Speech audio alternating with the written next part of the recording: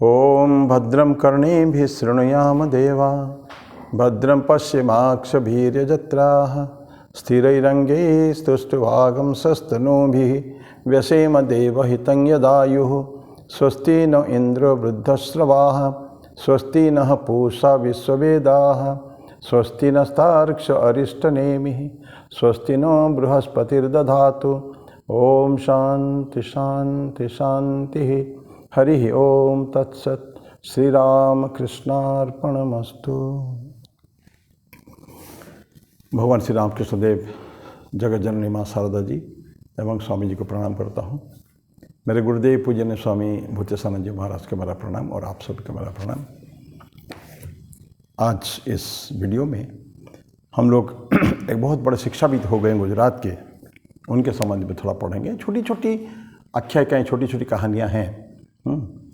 तो बहुत बड़े बड़े लोग, पिछले बार आपको ध्यान होगा हम डेमोस्थेनीस के बारे में, जो ग्रीस के थे, उनके बारे में चर्चा की थी।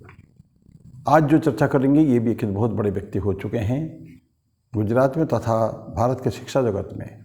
भले बहुत सारे लोग उनके नाम नहीं जानते होंगे। ये मोंटेसरी एजुकेशन जो है बच्चों के लिए स्कूल में, he was the instrumental in introducing that education. One of the pioneers वो एजुकेशन फील्ड में। बाद में बहुत बड़े शिक्षक हो चुके हैं। शिक्षा के लिए उन्होंने बहुत काम किया। उनका नाम था गिरिजा शंकर भगवान जी बड़ेका, लेकिन उनको शॉर्ट में गिजू भाई बड़ेका बोलते थे, गिजू भाई बड़ेका। तो ब्रिटिश के समय में उनका जन्म था। जन्म उनका है 1939 में, 23 जून 1939 उनका जन्म है। और नहीं सॉरी 85 में, सॉरी 15/11/85, 15/11/50, 1885 में उनका जन्म और उनके देहावसान 23 जून 1939 को। तो बिफोर फ्रीडम, बिफोर इंडिपेंडेंस उनका देहावसान हो गया था। ओरिजिनली वो एक लॉयर थे, हाई कोर्ट के लॉयर थे, प्रोफेशन में बहुत अच्छे वकील थे, बहुत अच्छे व्यक्ति, लोगों के कल्याण के लिए बहुत सेवाभावी थे वो। तो वकील थे, लेकिन बाद में 1923 में उनकी एक संतान पैदा हुई, एक चाइल्ड उनको हुआ। उसके बाद उन्होंने वकालत छोड़ दिया और चाइल्डहुड डेवलपमेंट, बच्चों की परवरिश, बच्चों का कैसे चरित्र गठन करा जाए, चाइल्ड के एक्चुअली बच्चों का लालन पालन करना भी बहुत इजी नहीं है। बहुत कुछ पेशेंस चाहिए उनके लिए, छोटे बच्चों को। तो उन्होंने चाइल्डहुड डेवलपमेंट के लिए उन्होंने, और शिक्षा के क्षेत्र में काफ़ी उन्होंने काम करने के सोचा उन्होंने। तो एजुकेशन फील्ड को वो शिफ्ट हो गए। तो ये उनका एक छोटा सा परिचय है। और बहुत बड़े मूछा रखते थे वो, मुस्टैच, इसलिए उनको मुचाली माँ बोलते थे। माँ बोलते थे इसलिए कि प्रेम बहुत है, बच्चों को बहुत प्यार करते थे, क्योंकि चाइल्डहुड डेवलपमेंट के ऊपर काम किया ना, तो उसके लिए बच्चों के प्रति उनका बहुत अगाध प्रेम था, असीम प्रेम। तो इसलिए उनको ये जो माँ का mother, he was just like a mother. Gijubhai बड़े का एक माँ के जैसा थे। तो उन्होंने इसलिए उनको बोलते मुचाली माँ बोलते थे, मूछ वाला माँ, मुचाली, गुजराती मुचाली बोलते हैं, मुचाली माँ ऐसा बोलते थे। तो उन्होंने काफ़ी लिखा भी, सब लिखा, और विशेष करके एजुकेशन में, फील्ड में सेवा भाव से बहुत काम उन्होंने किया है परवर्ती काल में, स्कूल में आने के बाद। तो ये कहानी इस तरह का है उनके। सचमुच अगर देखा जाए, जो स्टूडेंट्स जो है, छोटे बच्चा, जैसे बोलते हैं ना, child is the father of man, ऐसा बोलते हैं। तो यहाँ एक कहा जाता है द स्टूडेंट्स ये सब टीचर के प्रिसेप्टर्स होते हैं। छुटपन में बच्चे, उनसे बहुत कुछ सीखना रहता है। इसे बोलते हैं कि truly speaking it is the students who are the teachers of their preceptors. For them he has to be a better human being. तो इसे इंसानियत चाहिए ना, मनुष्य बनना है। तो अभी बड़े का की बात हम आते हैं। बड़े का तो टीचर थे, गुज्जू भाई बड़े के टीचर थे, पढ़ाते, बहुत प्यार से पढ़ाते थे। एक बार उन्होंने क्लास में कुछ लेसन पढ़ने के लिए दिया है और देखते हैं कि एक लड़का के पास पुस्तक नहीं है। सभी बड़ा मगन है पढ़ने में, उन्होंने एक लेसन दिया है तो, लेकिन देखते हैं कि बाकी सब मगन हैं, लेकिन एक लड़का के पास पुस्तक न होने के कारण पास वाली वो लड़का के पास झांक कर वो बारंबार देख रहा है, उसी से पढ़ने को कोशिश कर रहा है। तो गिजू भाई उसको पूछते हैं, तो ये उसके किताब में तुम क्यों देखते हो, तुम्हारा पुस्तक क्या है? बोलने के बाद भी थोड़ा स्ट्रॉन्ग वॉइस में, ऐसा तो बहुत लविंग थे, लेकिन जो बारंबार बोलने के बाद भी लड़का नहीं समझ पा बने देख रहा था उधर भी, तो उनको पता नहीं क्यों लगा कि वहाँ क्यों देख रहा है करके थोड़ा सा और कठिन स्ट्रॉन्ग वॉइस में उन्होंने बोला, वहाँ क्यों देखते हो? तो फिर जब बारंबार हुआ तो फिर बोला कि तुम्हारी किताब कहाँ, तुम क्यों किताब नहीं लाए हो? कि देख लिया उन्होंने कि बच्चा ने किताब ना लाया नहीं है, और दूसरी उसका स्ट्रेडिंग करके ना, जो दूसरे बारंबार ऐसे देखेंगे तो उनका गले को तो तकलीफ होता है ना, कष्ट होता है। तो पूछते हैं, फिर पूछते हैं तुमने पुस्तक क्यों नहीं लाया?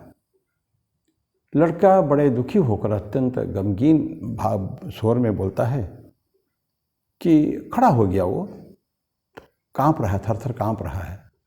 ये देखता टीचर नाराज है तो कांप रहा के बोलते हैं, अत्यंत कांपती हुई आवाज़ में बोलते हैं, सर हमने किताब वी बोलते हैं कि we could not purchase the book, हमने खरीद नहीं पाया। गिजू भाई का आश्चर्य होता है, खरीद नहीं पाया मतलब क्या होता है? क्या फिर से बोलो, क्या तो क्या बोले, फिर से रिपीट करो। तो बोलते सर हमारे पिताजी किताब खरीद नहीं सकते, बोलते हैं कैन नॉट परचेज बुक्स। तो ये जो इतना बोला, इसका मतलब कि उस समय पुस्तक का बात बहुत कम रहा, वो ज़्यादा कीमत नहीं रहा होगा। लेकिन जो बारंबार लड़का अत्यंत तो रोते हुए बोल रहा है, कांपती हुई आवाज़ में बोल रहा है, उसको भय भी है शिक्षक से, बोलते कि हमारे पिताजी किताब खरीद नहीं सकते हैं, अभी ही सो पुअर। तो इनको गिजू भाई को आंखों से पानी आ गया, रोशन आंसू आ गए। आंसू किसी तरह के दबाते हुए उसने और कुछ बोल नहीं पाया उन्होंने। तो नेक्स्ट डे अगले दिन क्या करते हैं, उनको पैसा दिया उन्होंने, देखो ये पुस्तक तुम खरीद लेना, तुम्हारे घर में अगर पैसा नहीं है, जितने उसको चाहिए था सफिशिएंट अमाउंट उन्होंने दिया है। लेकिन उस रात में सो नहीं पाए वो, द होल नाइट। ये बच्चे की बात सुनकर, बच्चे कांपती हुई आवाज़ और उसके जो रोता हुआ चेहरा, ये देखने के बाद वो रात भर सो नहीं पाए। तो अगले दिन उन्होंने यथेष्ट रुपया उसको दिया है ताकि वो पुस्तक खरीद के उसको पढ़ सके वो। और वहीं से उन्होंने एक मन में कैसा आ गया है कि बोलता है कि तो स्टूडेंट बोलता है कि सर आप क्यों दे रहे हैं, आप तो मेरे पेरेंट नहीं हैं। वो प्रतिवाद करता है, मैंने एक दो पैसा नहीं लेता है, वो जो देना चाहते हैं वो पैसा तो लड़का लेना नहीं चाहता है। इतना संस्कार करके होगा कि कहीं से कुछ पे लेना नहीं तुम। लेकिन जो बोलता है कि सर आप हमको पुस्तक क्यों देंगे पैसा, आप तो मेरे पेरेंट नहीं हैं।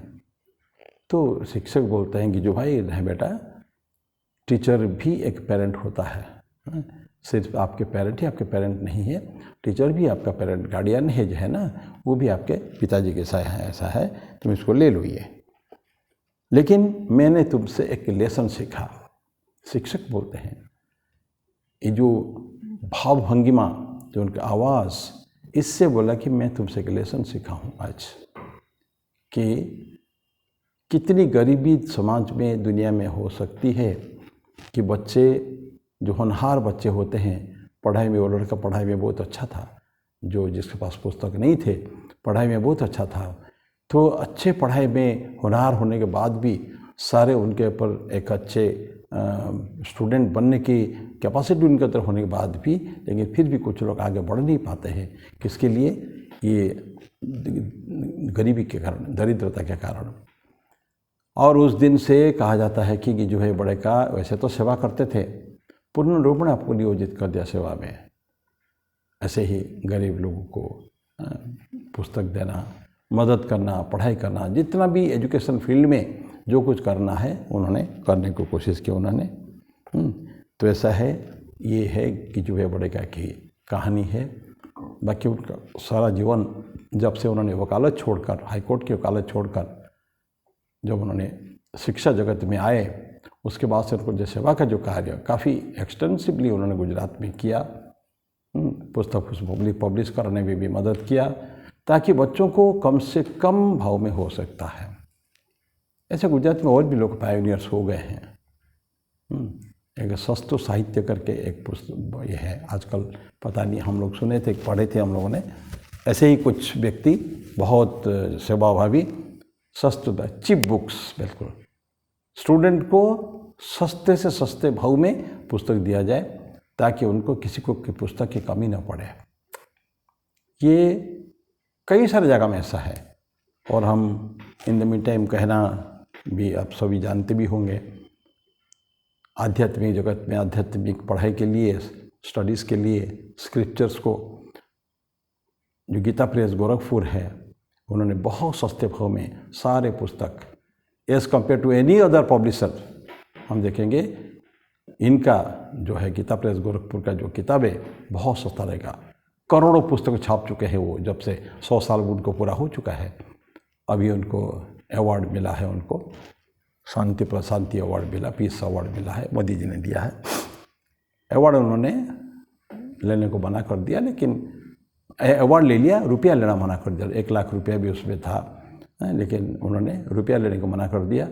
वो कैसे रुपया लेते नहीं, उनका कुछ डेडिकेटेड डोनर्स है, उसके कारण उससे गीता प्रेस गोरखपुर चलता है। और बहुत अच्छा, हज़ारों टाइप के कितने सारे भाषा में और हर तरह की पुस्तक वो छापते हैं वो लोग। Wonderful organisation. तो ऐसा और भी जगह में ऐसे हैं जो सस्ते भाव में पुस्तक छापते हैं। तो ये आज गिजू भाई बड़ेका, गिरिजा शंकर बड़ेका जी, उनके बारे में, भगवान जी बड़ेका, उनके बारे में हमने सुना।